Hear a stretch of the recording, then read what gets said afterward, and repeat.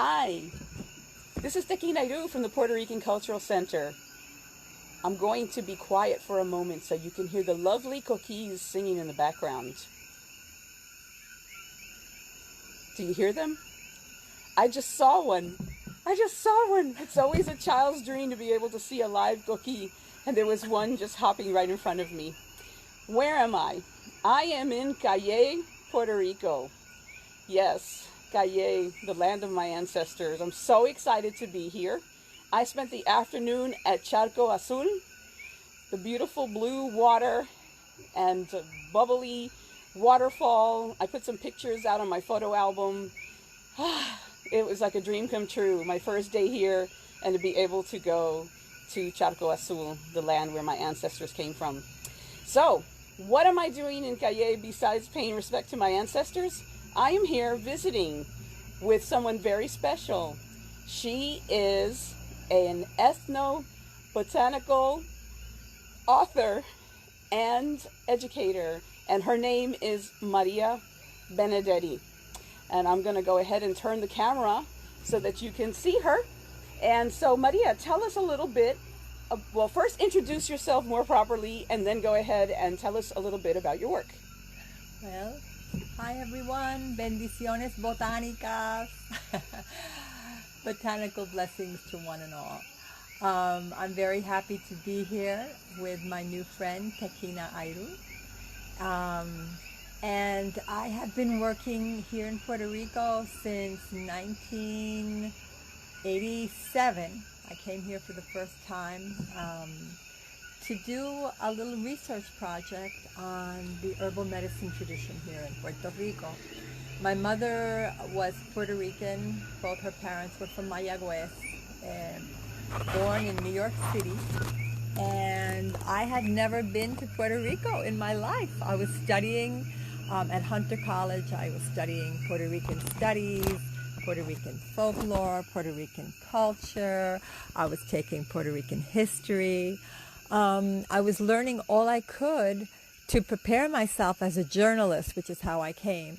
And my first project is this book. In English, it's Earth and Spirit, and in Spanish, it's Hasta los baños te curan. And it's interviews, it's oral history, it's folklore.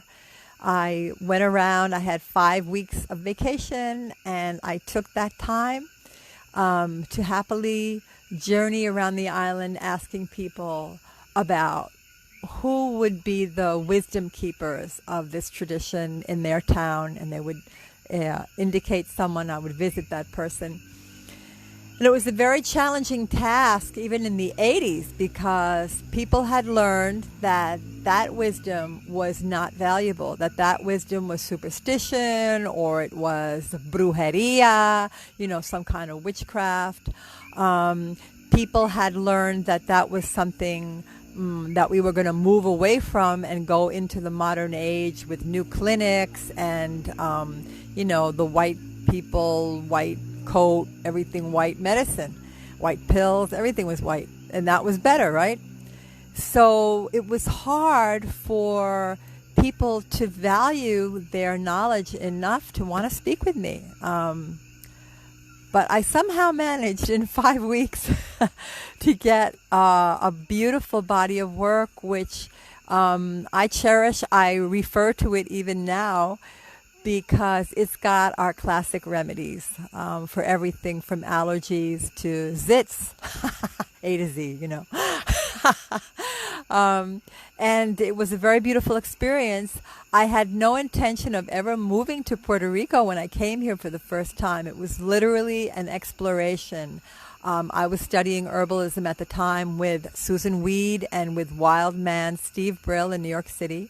And I had been with Susan for 10 years in upstate New York.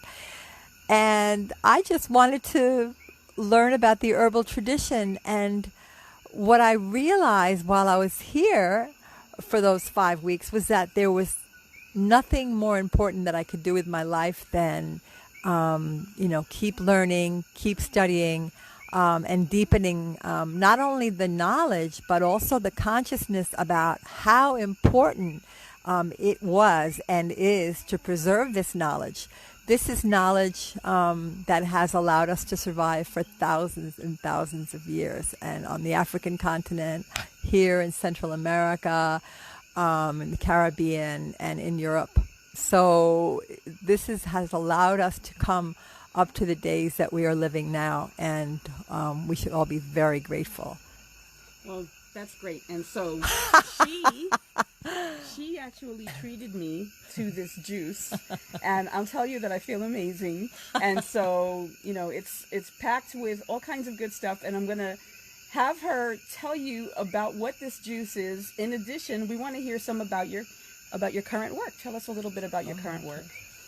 Well, that's a batida, and it has a little guayaba juice, parcha, fresh parcha juice, has acai, has a little bit coconut yogurt, has some curcuma, which is turmeric, and it also has malagueta fruits.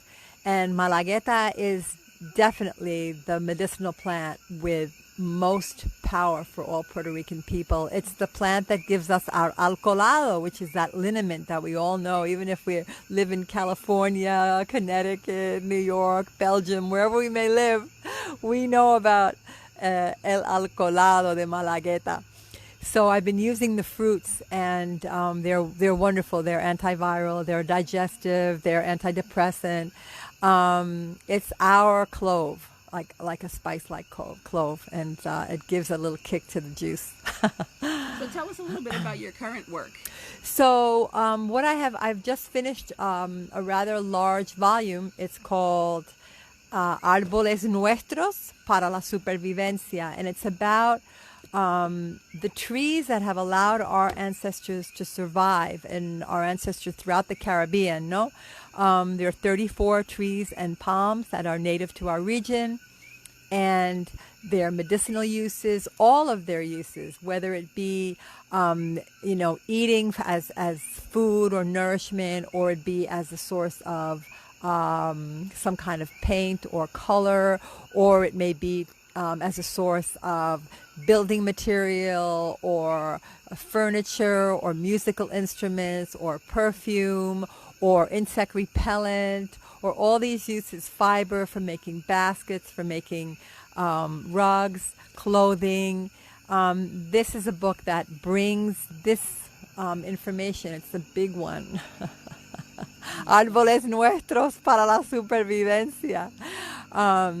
It brings us a consciousness about how important trees have been for our ancestors. And we often think, medicinal plants, those are those little herbs, like yerba buena, limoncillo. And this book opens our eyes. Wow! Our ancestors lived with and from the trees. And this is a good way to explore that collaboration over so many generations. That's beautiful. So I have been enjoying, I walked through the Charco Azul forest with Maria, and she pointed out so many wonderful medicinal plants. I didn't even bother to write them down because I just wanted an introduction and to see, what beautiful medicinal plants are just growing wild all around us. And so it was a wonderful experience. So Maria, do you have something that you would like to share with our viewers that you would like them to think about and to really, really embrace? Well, I think the most important thing for me is to recognize that the problem that we have in our modern world, the ecological challenges, even the immigration challenge, it all has to do with making the other something like a thing. Trees are things, plants are things, other people are things. We can treat them like things if they're different. And I had a really important lesson working on this book. My scientific editor was explaining the birds and the bees, of plants to me. And when I thought that I knew what pollination was, he was like, that's not pollination. pollinization happens when the pollen produces an engorgement that actually penetrates the feminine tissues of the flower. And I was like, pollen produces an engorgement? Yeah, it's like a long tissue that actually penetrates the female tissues. And I was like, I thought pollen was a thing. Not even pollen is a thing. And you know, when we take a handful of earth from the ground, in one handful of earth, there's more living beings with consciousness than there are people on this planet. In just one handful of living earth. And may we always remember that earth is something much more than a substrate to add chemicals to, so that we can get a better let's say, a better percentage of a yield or production. Earth is something so alive. Our planet is so alive. And that life is what has allowed us to live up to the 21st century. And I think that loving that life, respecting that life, and finding, each one of us can find a way to show our respect for that life, and maybe even teach that respect for life. In our planet, in our waters, in our earth, in the air that we breathe, so that we may have a future, and our children and grandchildren and great-grandchildren may have a future. That's my message. That's beautiful. Well, thank you, Maria, for being here with me today. It's been an amazing day, and as you know, I am running around the island this month to bring back new programs and new information to our cultural center. And one of the things that I want to bring back is learn a little bit about these medicinal plants and healing traditions that our grandmothers knew all about, and that we as a people have forgotten. Where every time we have a little headache, we reach for a medicine from the cabinet. We are feeding the pockets of, pharmaceutical industries, and really, they don't heal us the way medicine plants can heal us. Growing your own medicinal plants is the most healing of all. So I want to be learning a little bit about those traditions here in Puerto Rico, and then bringing them back to you at our cultural center in a program over the coming months, so that way you can all learn from this and maybe remember those traditions that your grandmothers had as you were growing up on the island. So, Tekina-eirú, let's say goodbye one more time to María Benedetti. I'm in Calle. Hasta pronto.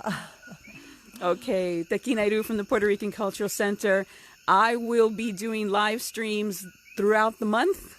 All will be different, so just keep watching my page for all of the very interesting, fun, and exciting things that I'll be doing in Puerto Rico and bringing back to the center. Bye-bye.